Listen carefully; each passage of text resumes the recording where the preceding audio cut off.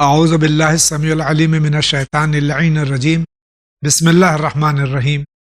ناظرین کرام، السلام علیکم ورحمۃ اللہ وبرکاتہ۔ مسائل زندگی میں آپ کا استقبال ہے۔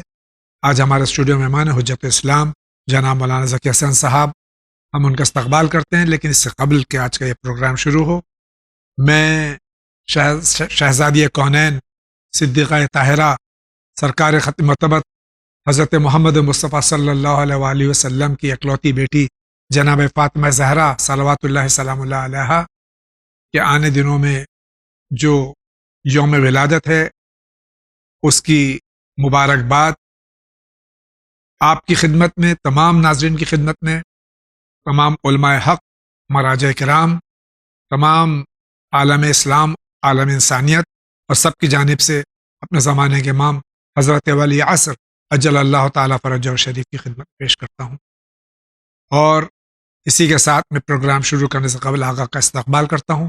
آقا السلام علیکم ورحمۃ اللہ۔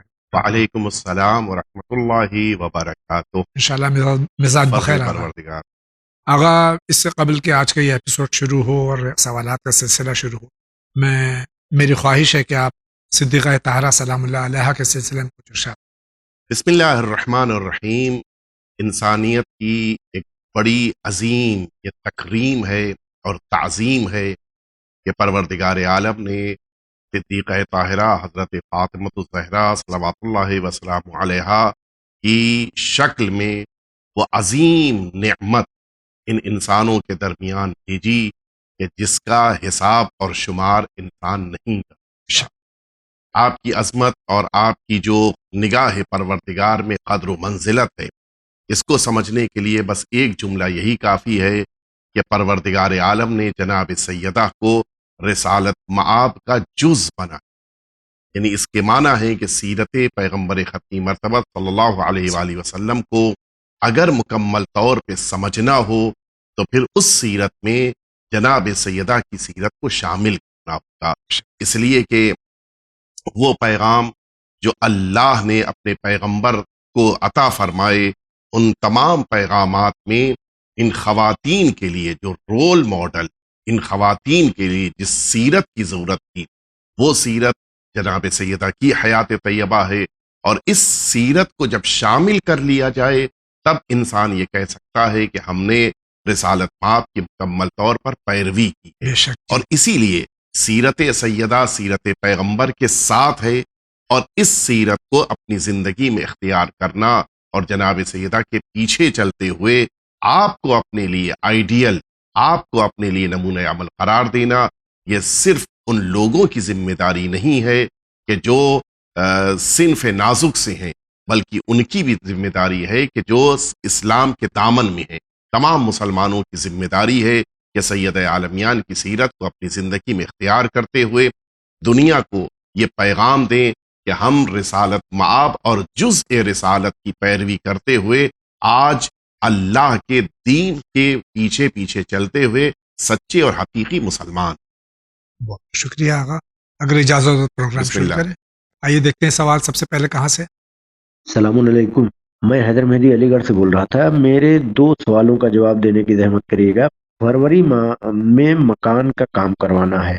آج کل سیمنٹ اور لوہے کا کام دام کچھ کم ہوا ہے، جس کی وجہ سے میں نے اس کام کے لیے ایڈوانس دے دیا ہے۔ جنوری 1 تاریخ میں خمس نکالتے وقت اس پیسے پر خمس نکلے گا یا نہیں نکلے گا، پلیز بتائیے گا۔ دوسرا سوال ہے کہ 4 رکعتی نماز میں تیسرے سجدے کے بعد بھول سے تشہد پڑھنا شروع کر دیا اور یاد آتے ہی چوتھی رکعت کے لیے کھڑے ہو گئے، نماز پر کیا اثر پڑے گا، پلیز بتائیے گا۔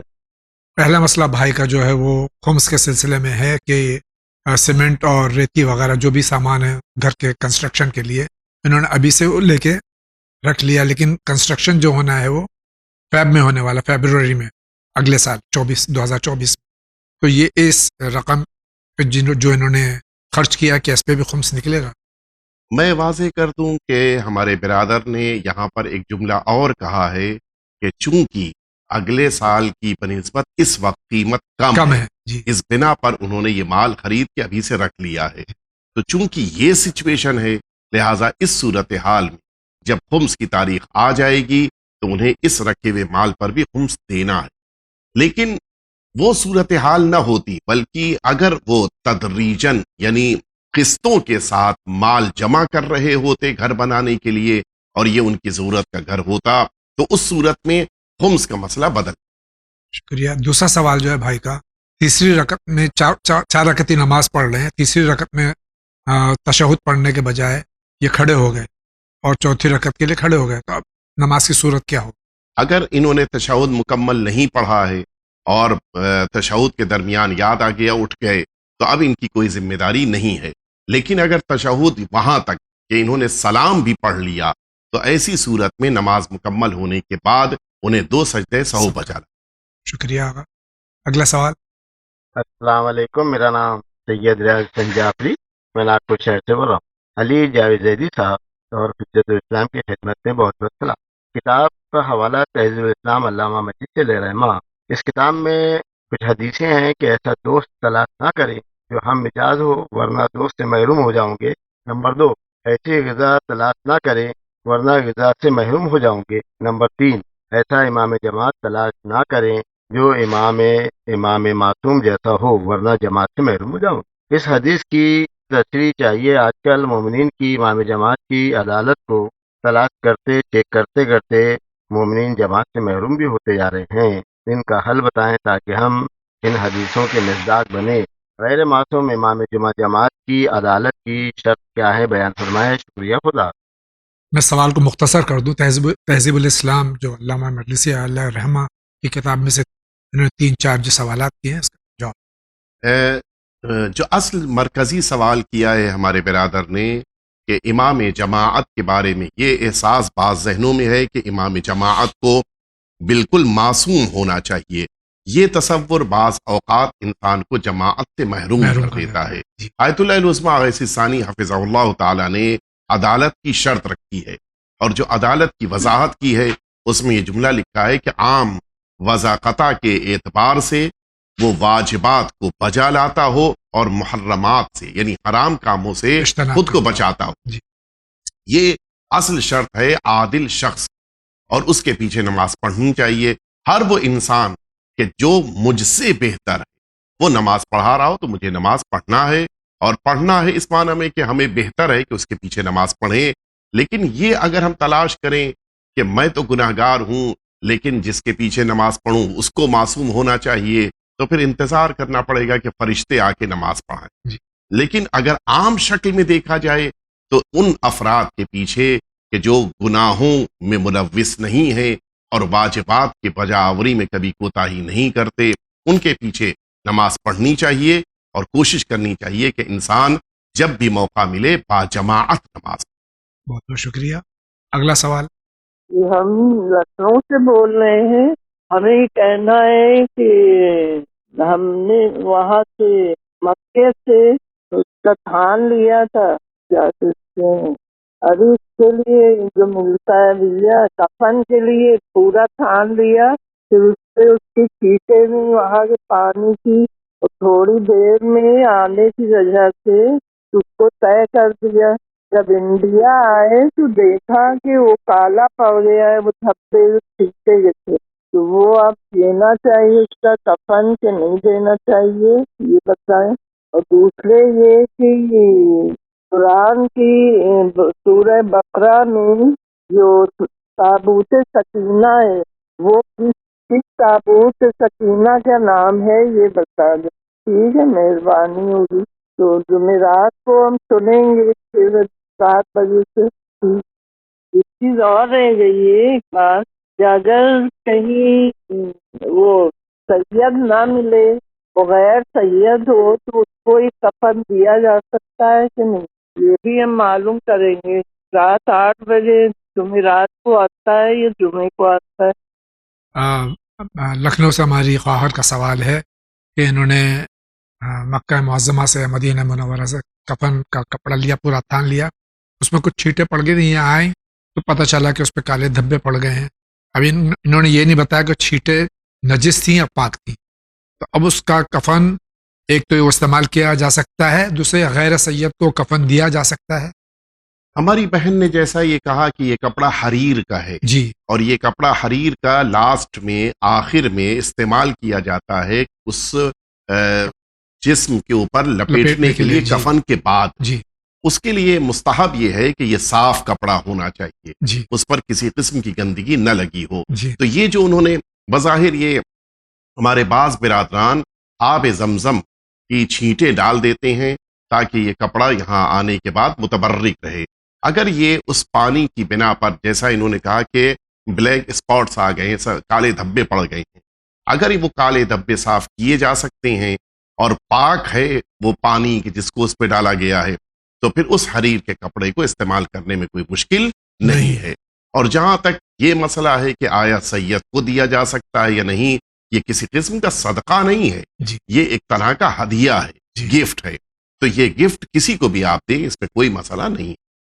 और ये जो हमारा प्रोग्राम नशर होता है ये जुमा फ्राइडे शब में 9 बजे नशर होता है, फिर रिपीट भी होता है शब में लेट नाइट, और हफ्ते के रोज़ यानी शनिचर के रोज़ भी ये रिपीट होता है।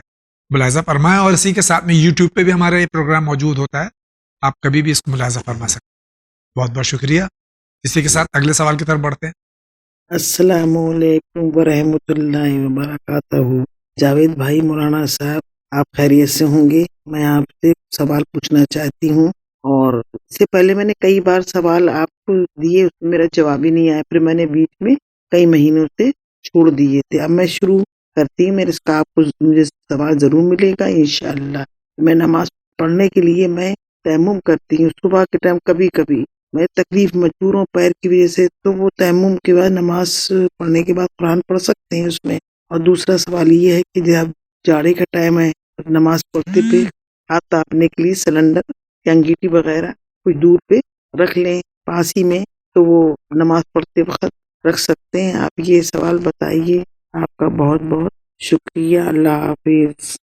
पहले तो बहन, मैं माजरत खा हूँ कि आपका सवाल यहाँ तक पहुँचा और मेरे ऑर्गेनाइजेशन, मेरे ऑफिस में, लेकिन मुझ तक नहीं पहुँचा। फिर भी मैं माजरत खा हूँ। मैं इसकी वजह दरियाफ्त करूँगा कि आपका सवाल मुझ तक क्यों नहीं पहुँचा। मैं फिर भी माजरत खा हूँ। बहन का सवाल ये है कि ये माजूर हैं किसी वजह से, और ये तयम्मुम करती हैं वज़ू के बजाय। ज़ाहिर है किसी मजबूरी के बना पानी इस्तेमाल नहीं कर पाती होंगी, तयम्मुम करती हैं और नमाज पढ़ती हैं, कि उस तयम्मुम की वजह से ये कुरान की तिलावत कर सकती हैं? पहली बात तो मैं अपनी बहन से ये कहूँगा कि आप पहले ये देख लीजिए कि जिन जगहों पर तयम्मुम करने की इजाज़त है ये वो मौरिद है या नहीं है। जी मिसाल के तौर पर पानी नुकसानदेह हो, या मिसाल के तौर पर पानी मैसर न ना हो, हो। या ये पानी इतने ज़्यादा फासले पर है कि जहाँ तक आप नहीं पहुँच पा रहे हों, ये सारे मसाइल हों अगर, तो ऐसी सूरत में आप तयम्मुम। तयम्मुम कर रहे हैं तो ठीक है। जी लेकिन अगर ये वजहों में से ये जो बयान की गई हैं उनमें से कोई वजह नहीं है तो फिर तयम्मुम आपका सही नहीं नहीं है। होगा। जी अब आइए इस सवाल की तरफ चलते हैं।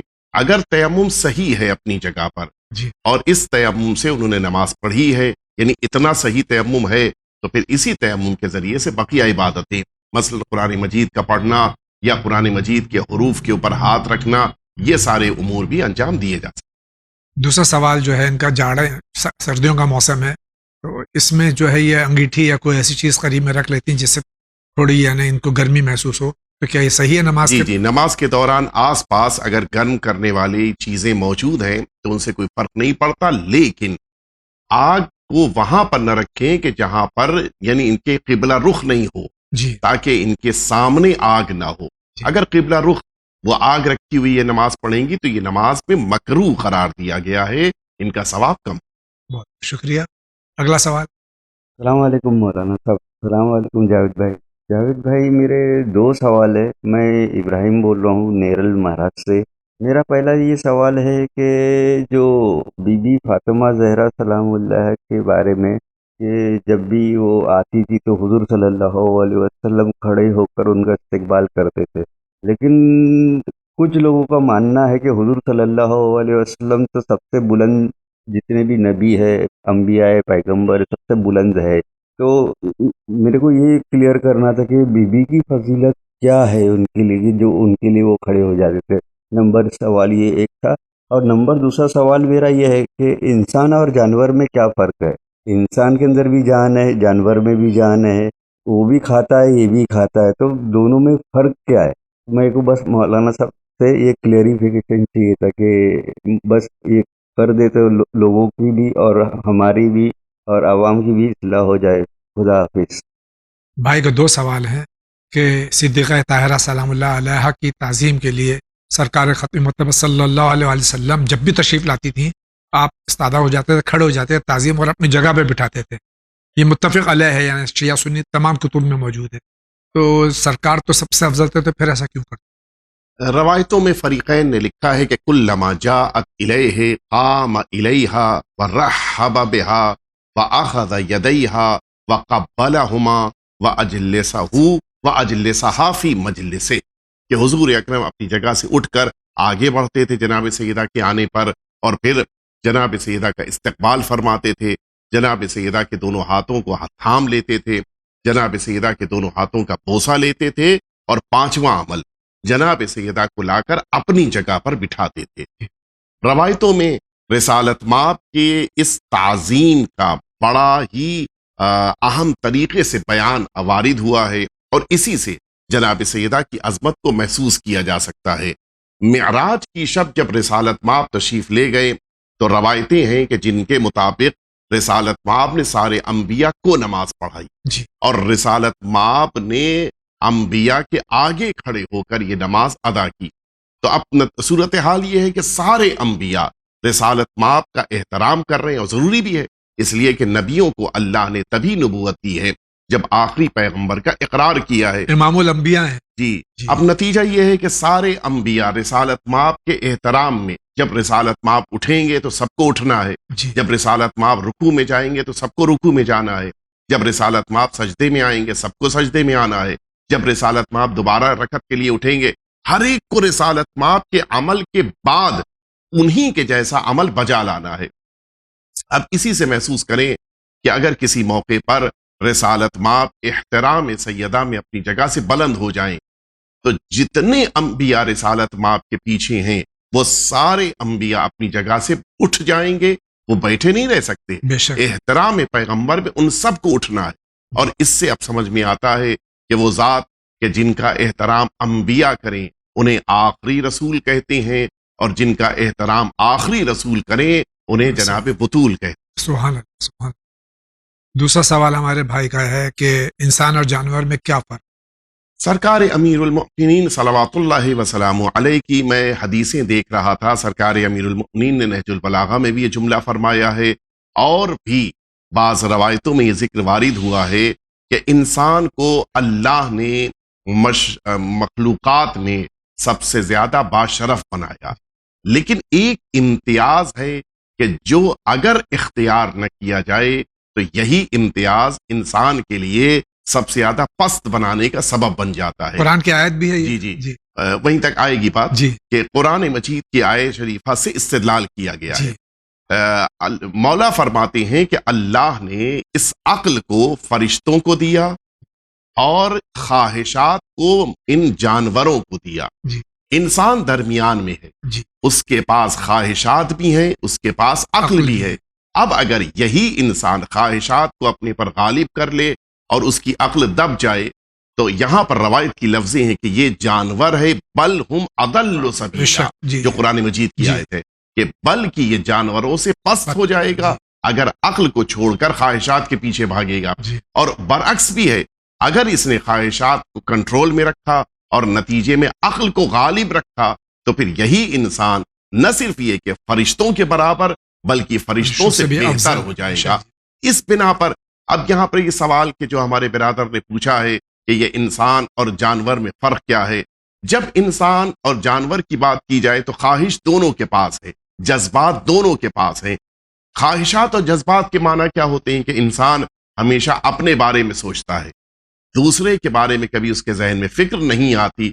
इसी बिना पर वो जानवर के जो दूसरों के बारे में सोच रहे हैं, उन्हें अगरचे जिंदगी अल्लाह ने दी है, लेकिन वो हैवान शुमार होते हैं, जानवर शुमार होते हैं अगर वो अपने बारे में सोच रहे हैं। लेकिन अगर دوسروں کے بارے میں بھی سوچنا شروع کرتے انسان کہ جو انسان کا امتیاز ہے، اس بنا پر یہی اللہ کی وہ مخلوق بن جائے کہ جس کو انسان کہا جاتا ہے۔ تو انسان اور جانور کے درمیان یہ ایک بنیادی فرق کہ اپنے بارے میں فکر کرنے والے یہ جانور کہلاتے ہیں اور دوسروں کا بھی خیال کرنے والے انسان کہلاتے ہیں۔ لیکن یہاں پر ایک امتیاز، کبھی کبھی انسان اپنے بارے میں بھی خیال کرتا ہے، ایسا نہیں ہے کہ ہر وہ انسان جو اپنے بارے میں خیال کرے وہ جانور ہی ہے، معاذ اللہ، نہیں۔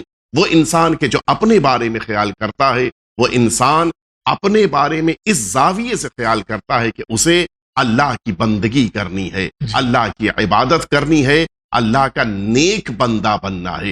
اگر اپنے لیے اس زاویے سے سوچ رہا ہے تو یہی انسان بلندیوں کی طرف پرواز کرتا ہے اور ایک بہترین مخلوق پروردگار بن جاتا ہے۔ بہت بہتر آگا، بہت بہت شکریہ۔ اسی کے ساتھ آگے بڑھتے ہوئے اگلے سوال کی طرف میں کراچی سے بول رہی ہوں، میرا نام مشتاق بیگم ہے، میرے کو یہ بتائیے خون اور زکوٰۃ میں کیا فرق ہے؟ السلام علیکم۔ خمس اور زکوٰۃ میں کیا فرق؟ اگر بچے ہوئے مال کو انسان اپنے پاس قرار دے اور اس پر کچھ دے رہا ہے تو یہ خمس ہے اور اس کا کوئی نصاب نہیں ہے۔ یعنی معنی یہ ہے کہ آپ کے پاس اگر تھوڑی سی رقم بھی بچی ہے، تھوڑی سی، اس پر بھی خمس دینا ہے، کثیر تعداد میں وافر مقدار میں ہے اس پر بھی دینا ہے۔ لیکن اگر ایک پرٹیکولر نصاب کے ساتھ مال ہے اور جو آپ کی پیداوار ہے اس پر کچھ دے رہا ہے تو یہ زکوٰۃ کہلاتا ہے۔ تو در واقع خمس کو انسان کو سال میں ایک بار اس موقع پر کہ سال بھر کے خرچے کے بعد جو بچا ہے اس پر دینا ہے۔ زکوٰۃ پیداوار کے مطابق ہے اور پھر اس میں ایک خاص نصاب معین ہے، اس کے مطابق عطا کرنا۔ بہت بہت شکریہ، آگے بڑھتے ہیں۔ اور جاوید بھائی، مولانا صاحب السلام علیکم۔ میرا سوال یہ تھا کہ ٹیٹو بنوا کے کیا نماز پڑھنا جائز ہے؟ دوسرا سوال یہ تھا کہ سنتی نماز میں ہدیے میں والدین یا جو بھی نماز، پہلی رکعت تو اسی طرح سے پڑھی جس طرح سے ہے، دوسری رکعت میں اگر کلیہ رملک پلی کی جگہ پر دوسری رکعت میں اگر قل اللہ پڑھ گئے اور پھر یاد آئے کہ نہیں رملک پلی نہیں پڑھا ہے تو پھر اس کو دوبارہ اگر ہم اس کو اٹھا لیتے ہیں تو کیا نماز صحیح ہوگی سنتی نماز کے لیے؟ السلام علیکم۔ بھائی کے دو سوال ہیں۔ ٹیٹو اگر جسم پہ ہے، کھال کے اندر، جلد کے اندر، تو اس کے بعد کیا نماز ہو جائے گی؟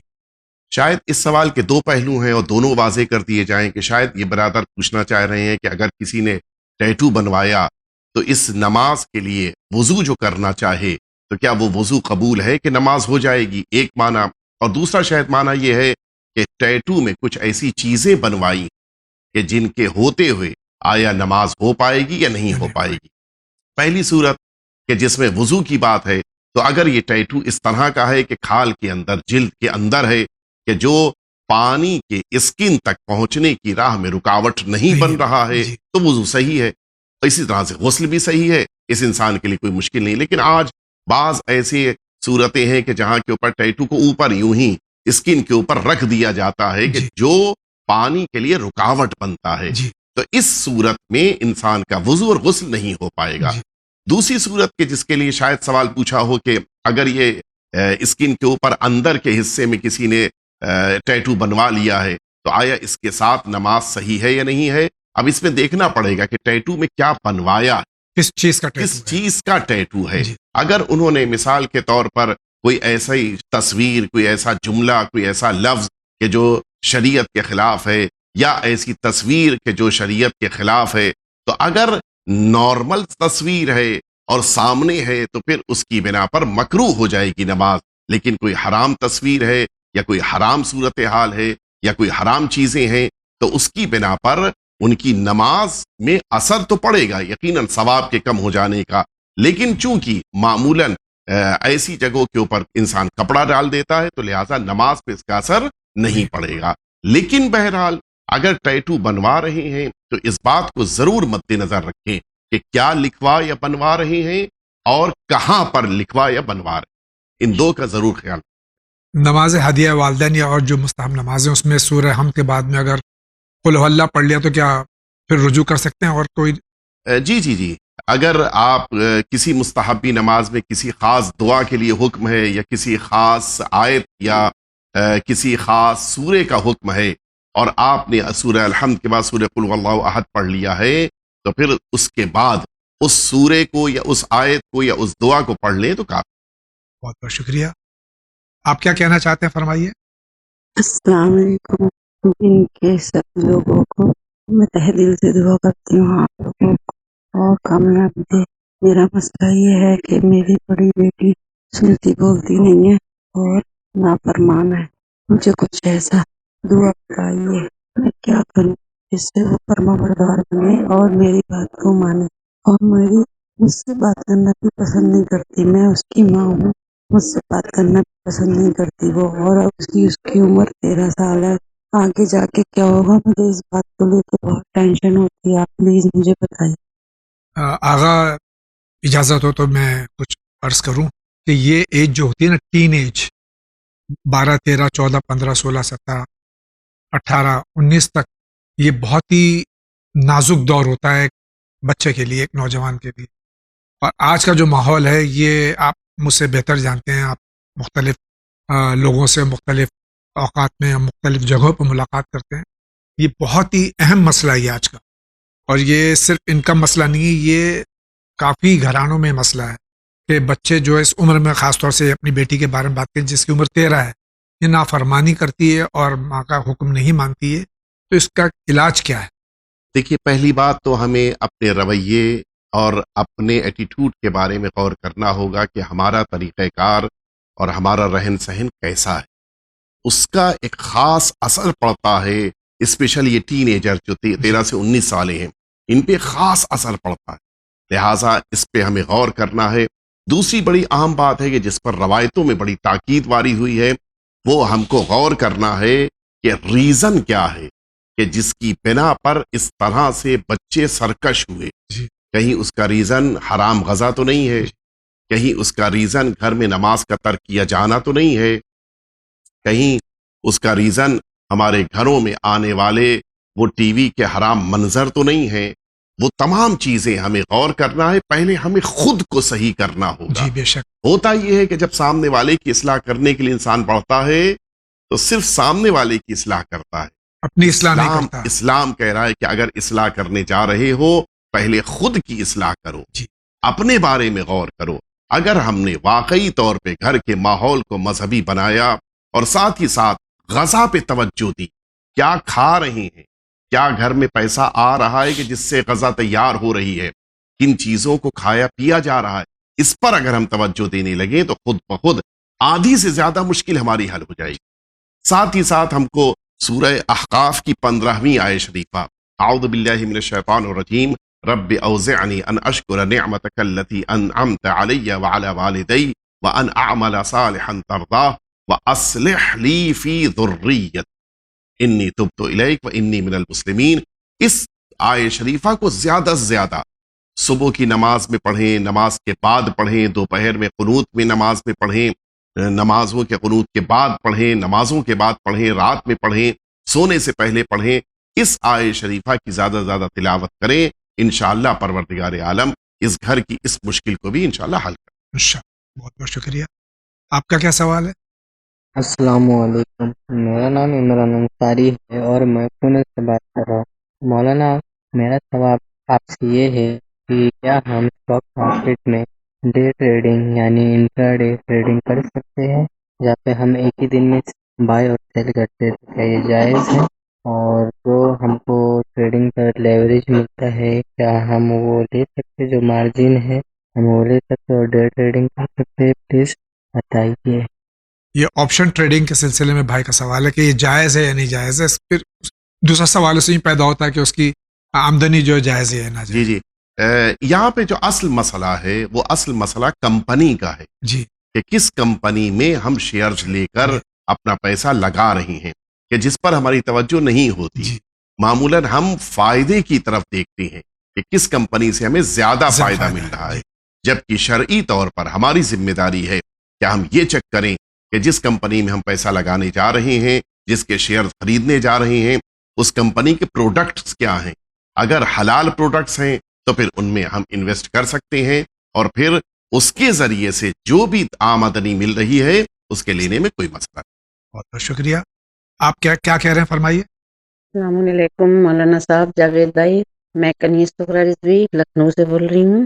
मौलाना साहब, मेरा एक इस्लाह फरमा दें। मेरा एक सवाल ये है कि मैंने खुम्स निकाला था, तो मैंने हक़ सादात तो दे दिया मुतहक़ को, और हक़ इमाम बचा था, तो मैं उसे वैसे तो अमूमन मैं अदारे को दे दिया करती हूँ जिसको अजाज़ा हासिल होता है। मगर इस बार मौलाना साहब मेरा रखा हुआ था, मैंने सोचा था मैं विन चैनल को भेजूंगी, और विन चैनल को भेजने के लिए मैं खुद इतनी वो नहीं हूँ, मैं सर नहीं कर पाई कि कैसे भेजूं उसको। तो मेरा बेटा आया तो उसने उससे भेज दिया, क्या कहते हैं, अरे ऑनलाइन भेज दिया उसने।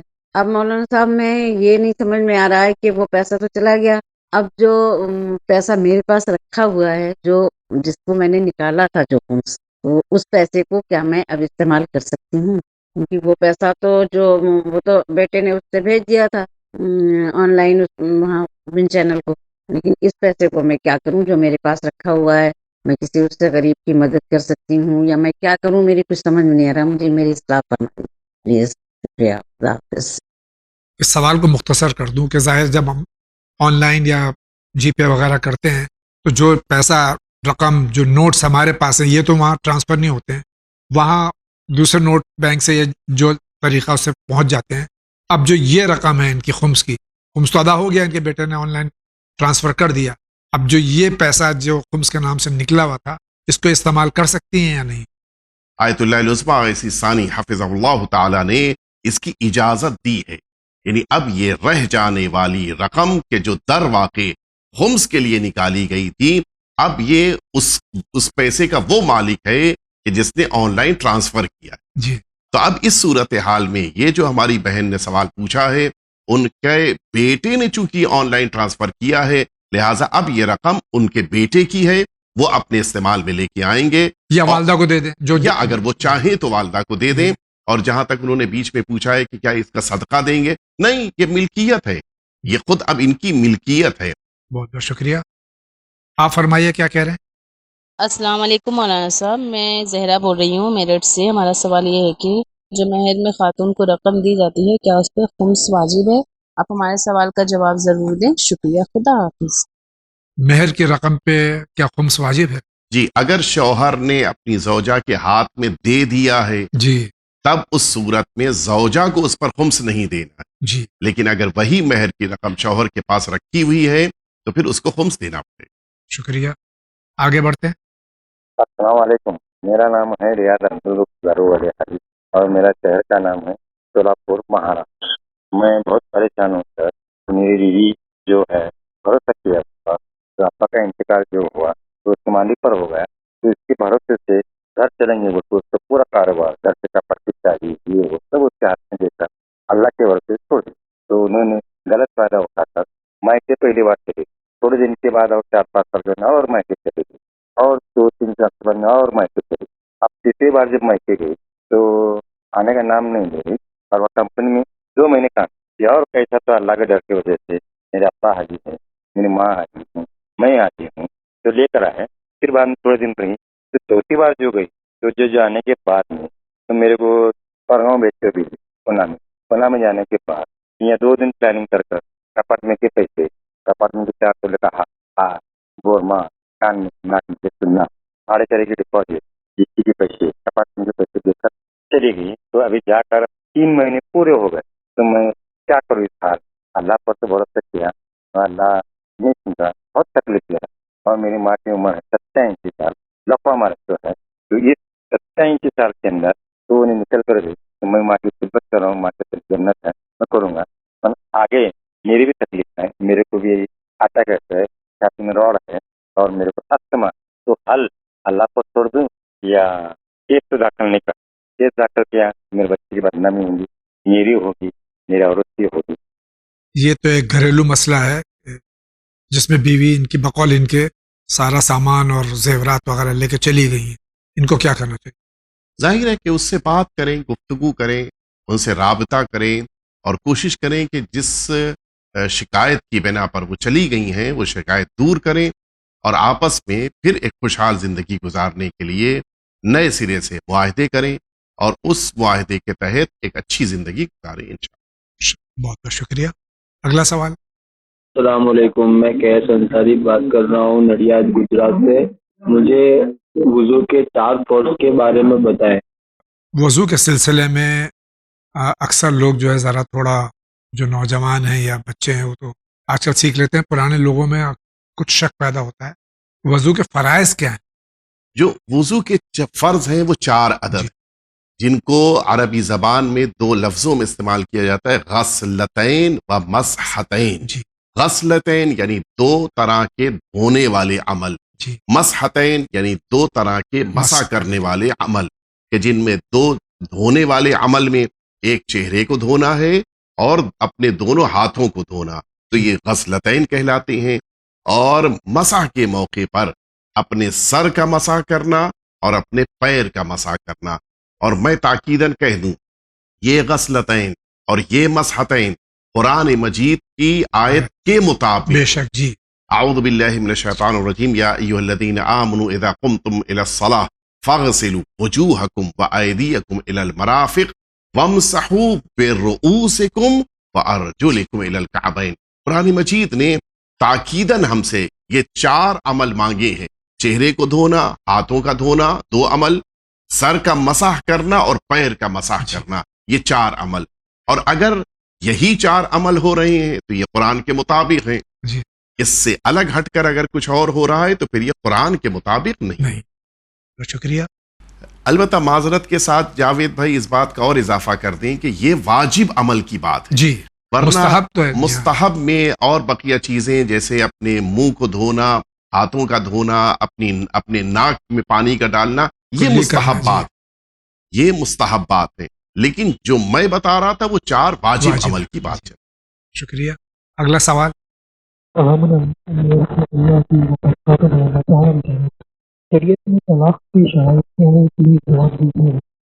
شریعت میں شرائط کیا طلاق کی؟ شریعت میں جو طلاق کے شرائط ہیں ان میں کچھ شرطیں شوہر کے لیے ہیں، کچھ شرطیں خاتون کے لیے ہیں. شوہر کے لیے جو شرطیں ہیں وہ بالغ ہونا چاہیے، عاقل ہونا چاہیے، مختار یعنی مجبور ہو کے طلاق نہ دے رہا ہو، اپنے اختیار سے طلاق دے رہا ہو، نیت اور ارادے کے ساتھ کسی قسم کا مذاق نہ کیا جا رہا ہو بلکہ باقاعدہ ارادے کے ساتھ طلاق دی، نشے میں نہ ہو، نشے میں نہ ہو. یہ ساری صورتیں کہ جو نیت کے لیے شرط قرار دی گئیں. خاتون کے لیے شرط یہ ہے کہ وہ پاک اور صاف ہونی چاہیے کہ جس کے ساتھ طلاق دی جائے. اور ایک اور شرط ہے کہ جب یہ صیغہ جاری کیا جائے تو صحیح عربی زبان میں جو شرعی صیغے ہیں وہی جاری کیے جائیں، تب یہ طلاق منعقد. اور اسی کے ساتھ میں جو گواہوں کے سلسلے میں فرما دیجیے. ہاں، لیکن وہ شرائط میں نہیں، اس عنوان سے کہ طلاق تبھی منعقد ہوگا کہ جس صورت میں وہاں پر گواہ 2 عدد موجود ہوں جو عادل ہوں. ان کا موجود ہونا ضروری. بہت بہت شکریہ. اگلا سوال. جی سر، میں مدد آپ سے بات کر رہا ہوں. السلام علیکم. جی سر، میں یہ کہہ رہا ہوں جو قبرستانوں میں گھاس وغیرہ جم جاتی، کافی دن ہو جاتے ہیں، تو ہم اس کی صفائی وغیرہ کر سکتے ہیں یا نہیں کر سکتے؟ جیسے ہم نے کبھی کبھار صفائی کری تو ہمارے یہاں کچھ ایسا ہو جاتا ہے کہ مہینے بعد کوئی نہ کوئی کسی کا انتقال ہو جاتا ہے. آپ یہ بتا سکتے ہیں کہ ہم قبرستان کی صفائی کر سکتے ہیں یا نہیں؟ یہ بہت سی جو ہمارے یہاں توہمات اور خرافات ہیں اس میں ایک یہ بھی ہے کہ قبر کے اوپر جو گھاس پھوس اگ جاتی ہے یا پودے وغیرہ اس کو صاف کر دیتے تو گھر میں پھر موت ہو جاتی ہے. یہ کہاں تک صحیح ہے؟ کوئی تعلق اس کا، یعنی گھر میں کسی کے انتقال کا کوئی بھی تعلق نہیں ہے قبرستان کی اس گھاس کے صاف کرنے سے. گھاس کے صاف کرنے کی جہاں تک بات ہے تو صاف صفائی کو اسلام پسند کرتا ہے. یہ بات اسلام کو پسند نہیں ہے کہ وہ جگہیں کہ جن جگہوں سے اسلام کا تعلق ہے ان کو صاف ستھرا نہ رکھا جائے، گندا رکھا جائے. صاف ستھرا رکھنا اچھی بات ہے، مناسب ہے. خاص طور سے اگر ہم اپنے مرحومین کی قبر پہ جا رہے ہیں تو اس کو صاف ستھرا کر دینا یا صاف ستھرا رکھنا یہ بہت اچھا عمل ہے، مناسب ہے. حتیٰ اسراج کا حکم آیا، یعنی روشن رکھنا، وہاں کے اوپر روشنی کرنے کا حکم آیا ہے. جہاں تک موت کی بات ہے، اللہ رب العزت نے ہر ایک کے لیے ایک موت کا وقت رکھا ہے. یہ جو توہمات ہیں کہ مثال کے طور پہ خدا نہ کرے بدھ کے دن موت ہو جائے تو کوئی اور دوسری بھی موت اس دن ہو جائے گی، یا مثال کے طور پہ اگر گھر کے دروازے سے جنازہ نکلے گا تو ملک الموت دروازہ دیکھ لیں گے دوبارہ آ جائیں گے، کچھ بھی نہیں ایسا ہے. جس کا جو وقت اللہ نے مقرر کیا ہے وَلِكُلِّ أُمَّةٍ أَجَلٌ، قرآن مجید کہہ رہا ہے. بے شک بے شک. फ़इज़ा जाअ अजलुहुम, कुरान मजीद कह रहा है कि हर एक के लिए एक वक्त मुकर्रर किया है, जब भी वो मौत का वक्त आ जाता है, ला यस्ताखिरून भी है, ला यस्तक़दिमून भी है, यानी वक्त से न तो पहले मौत आएगी न वक्त मुकर्ररा के बाद जरा भी ताखीर हो, इसकी गुंजाइश नहीं है। लिहाजा इन सारी बातों को, इन तवाहुमात को अपने जहन में जगह न दें। अल्लाह ने वक्त रखा है, अगर वक्त आ चुका है तो घास न भी उखाड़ी जाएगी तब भी वो मौत आएगी, और अगर वक्त नहीं आया है तो आप सुबह से शाम तक घास साफ करते रहें, यकीनन इंसान को मौत नहीं। बहुत बहुत शुक्रिया। आप क्या कहना चाह रहे हैं? अस्सलाम वालेकुम। मैं यूपी लखनऊ से बोल रहा हूँ। मेरा सवाल ये है कि जो शादी के बाद लड़की का जो ऐनक रखी जाती है, क्या वो जायज़ है या नहीं? ये कुछ जगहों पर अलग अलग मुख्तलिफ कौमों में, बरादरियों में मुख्तलिफ रसूम होती हैं।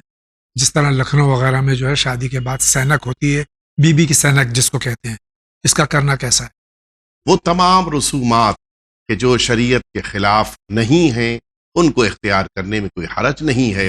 खानदान वालों का जमा होना, उनको खाना खिलाना, जिक्र अहले बैत अतार, ये सब चीज़ें यकीनन सही हैं, जायज़ हैं, मुनासिब हैं, लेकिन कोई गैर शरई अमल उसमें शामिल न किया जाए कि जिसकी बिना पे फिर इस्लाम उसके अगेंस्ट होगा और फिर इस्लाम उसको कबूल नहीं करता। लिहाजा जहाँ तक हलाल रस्में हैं कि जिनका इस्लाम से टकराव नहीं है, उनको इख्तियार करने में कोई मुश्किल नहीं। शुक्रिया। आपका क्या सवाल है?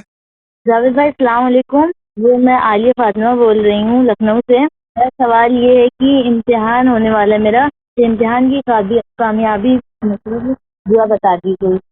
यकीनन इन्होंने साल भर मेहनत की होगी और अब भी मेहनत कर रही होंगी, और अल्लाह ताला इनको तमाम उन बच्चों को, नौजवानों को इम्तिहान में कामयाब करे जो इम्तिहान देने जा रहे हैं। फिर भी कोई दुआ चाहते, अगर चाहती हैं या चाहते हैं ये बच्चे जो इम्तिहानात देना चाह रहे हैं या दे रहे हैं कि वो कामयाबी से हमकिनार हों, तो नमाजों को पाबंदी के साथ पढ़ें, और साथ ही साथ हर नमाज के बाद आयतल कुर्सी की तिलावत जरूर करें।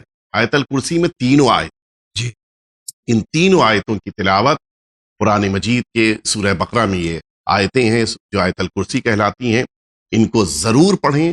इंशाअल्लाह परवरदिगार आलम इन्हें भी और दुनिया में जितने भी बच्चे खिदमत दीन और खिदमत इस्लाम का जज्बा लेके आगे बढ़ रहे हैं और इम्तिहानात में मसरूफ़ हैं, परवरदिगार आलम इन सभी को कामयाबी और कामरानी अता। आमीन। आप फरमाइए क्या कहना चाहते हैं? अच्छा मौलाना साहब, आपको सलाम अलैकुम, और जावेद भाई आपको भी सलाम अलैकुम। मेरा नाम है मायरा फातिमा रेशमी। आप ये बताइए कि नमाज पढ़ते हैं तो किसकी बात सलवात पढ़ते हैं? शुक्रिया, खुदा हाफ़िज़। ये एक बच्चे का सवाल है, और खुशी है कि इस उम्र में भी नमाज की तरफ रग़बत है। नमाज में कितनी बार सलवात पढ़ी जाती? अगर नमाज सुबह की बात करें तो 7 दफ़ा आम शक्ल में उसमें कुनूत पढ़ा, उसमें सलवात पढ़ी जाती है, जिसमें से एक बार लाजमी है कि जो तशहुद में इंसान सलवात भेजता है। उसके अलावा रकातों के हिसाब से इंसान के लिए मुस्तहब है कि रुकू में और 2 सजदों में भी सलवात भेजे।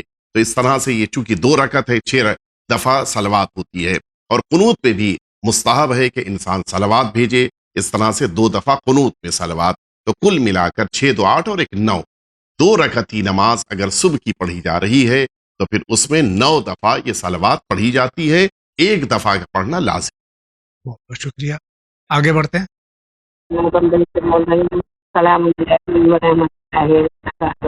ये चैनल मोमिनील ये माशा ले रहा है, मैं बहुत परेशान हूँ, मेहरबानी करके मेरी परेशानी का हल बताएं। मेरा सवाल है कि क्या शौहर की मिल्कियत में बीवी का हिस्सा है, और है तो कितना, और बेटी का कितना है? क्या बीवी से ज्यादा बेटी का हक होता है बाप की मिल्कियत में? दूसरा सवाल, अगर मिल्कियत का किराया आता है तो उसमें बीवी का कितना हक होता है या नहीं?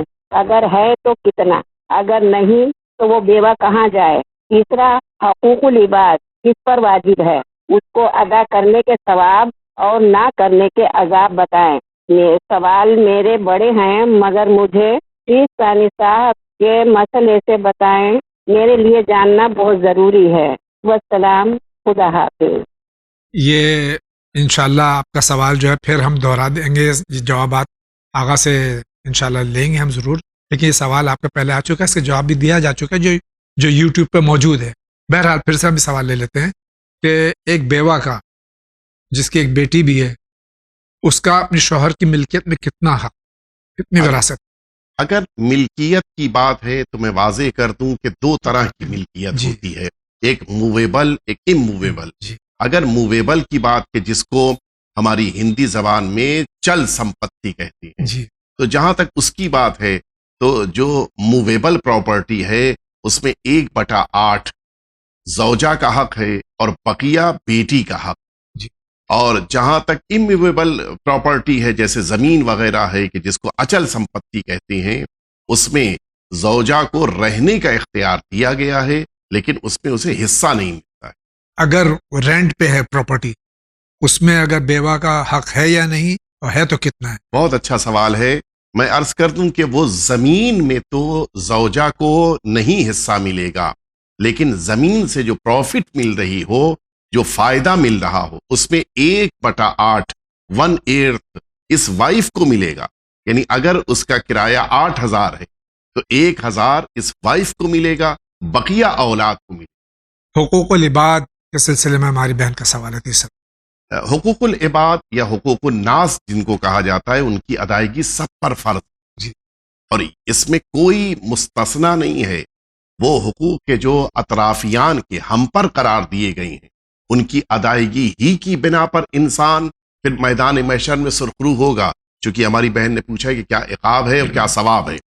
میدان محشر میں بعض روایتوں میں ہے کہ انسان مدتوں کھڑا کیا جائے گا صرف اسی حقوق العباد یا حقوق الناس کی ادا نہ کرنے کی بنا پر۔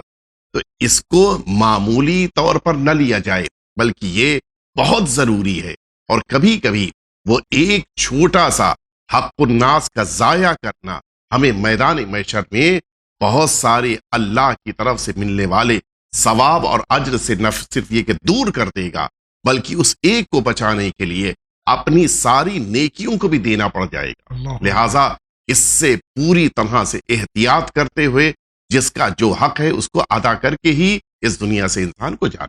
بہت بہت شکریہ، آگے بڑھتے۔ ہاں میں بامبے سے بول رہا ہوں۔ ہاں جاوید بھائی کو، مولانا کو یہ پوچھنا ہے کہ میوزک سننا حرام ہے کہ جائز ہے؟ ہاں میرا نام ہے عیاش شیر محمد۔ ہاں ذرا پوچھیے گا، جواب دیجیے گا۔ عیاش شیر محمد بول رہا ہوں بامبے سے۔ پوچھنا ہے کہ میوزک سننا حرام ہے کہ جائز ہے؟ Okay, thank you. میوزک سننا حرام ہے یا حلال ہے؟ میوزک کلی طور پر یا یوں کہہ لیا جائے کہ ایک لفظ میں جواب نہیں دیا جا سکتا۔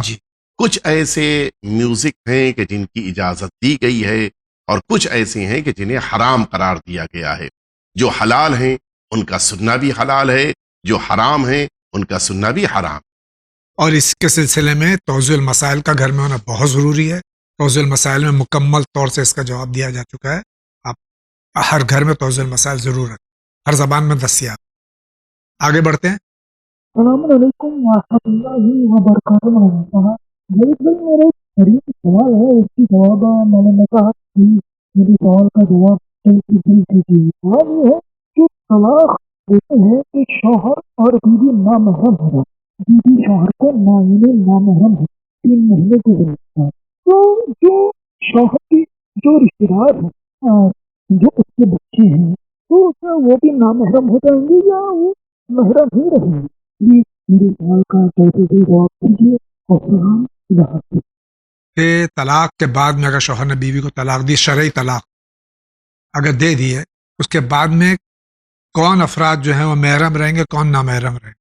دیکھیے، پہلی بات تو یہ عرض کرتے ہیں کہ طلاق دیتے ہی محرم اور نامحرم کا مسئلہ نہیں آتا جب تک عدت مکمل نہ ہو جائے۔ عدت کے مکمل ہو جانے کے بعد اس خاتون کے لیے صرف شوہر نامحرم ہوگا، لیکن وہ افراد کہ جو شادی کے بعد محرم ہوئے تھے وہ ابھی بھی محرم رہے۔ یعنی اس خاتون کے لیے اس کا سسر، اس خاتون کے لیے اس کے بچے، اس کی اولاد، یہ سب ابھی بھی محرم رہیں گے، ان میں کوئی مسئلہ نہیں۔ صرف شوہر نامحرم ہو جائے گا، وہ بھی طلاق کے بعد عدت مکمل کر لینے کے بعد۔ تو شکریہ آغا. آپ کیا کہتے ہیں، فرمائیے. السلام علیکم مولانا صاحب، میں بنارس سے سنجیدہ فاطمہ بول رہی ہوں. ہمارا سوال یہ ہے کہ اگر حرام مال کسی شخص کے مال سے مخلوط ہو جائے تو اس کو حلال کرنے کا کیا طریقہ ہے؟ مطلب اس کو حلال کرنے کا کیا حکم ہے؟ آپ ہمارے سوال کا جواب ضرور دیں. شکریہ. حرام مال حلال میں مخلوط ہو جائے تو اس کو حلال کرنے کا کیا طریقہ ہے؟ اس میں تھوڑا سا وقت لینے کی ضرورت جی، ہے، بسم لیکن میں اللہ. واضح کر دوں یہ مسئلہ ہمارے معاشرے میں بہت زیادہ کبھی کبھی درپیش ہوتا ہے. پہلی صورت یہ ہے کہ ہمیں پتہ ہے کہ مال کتنا ہے لیکن یہ نہیں پتا کہ کس کا ہے. دوسری صورت کہ جس میں ہمیں پتہ ہے کہ مال کس کا ہے لیکن یہ نہیں پتا کہ مال کتنا ہے. تیسری صورت کہ جس میں نہ ہم کو یہ پتا ہے کہ مال کتنا ہے نہ یہ پتا ہے کہ مال کس کا ہے. پہلی صورت کہ جہاں پر ہمیں یہ پتا ہے کہ مال کتنا ہے اور مالک کے بارے میں نہیں پتا ہے تو ہمیں اس کو صدقہ دینا ہے کہ جس کو رد مظالم کے باب میں قرار دیا گیا ہے. اور اگر ہمیں یہ پتا ہے کہ مالک کون ہے لیکن مال نہیں پتا کتنا ہے، ہمیں مصالحت کرنی ہوگی، اس سے جا کر معاملہ کرنا ہوگا کہ اتنا پیسہ دے کر تم راضی ہو جاؤ. اور تیسری صورت کہ جہاں پر ہمیں نہ پتا ہے کہ مال کس کا ہے اور نہ ہی پتا ہے کہ مال کتنا ہے، لیکن یہ پتا ہے کہ کچھ مال ہمارے حلال پیسوں میں مخلوط ہو گیا ہے کہ جو حرام ہے، تو ایسی صورت میں ہمیں خمس دینا ہوگا اور اس خمس کی بنا پر یہ مال ہمارا پاک ہو جائے گا. لیکن یہ توجہ رہے کہ اس خمس کے استعمال کے اپنے مقامات ہیں، لہٰذا ان مقامات پر ہی یہ خمس کی رقم استعمال. ناظرین کرام، اسی کے ساتھ جا رہے ہیں بہت ہی مختصر سے بریک پہ. آپ کہیں نہیں جائیے، ابھی حاضر ہوں.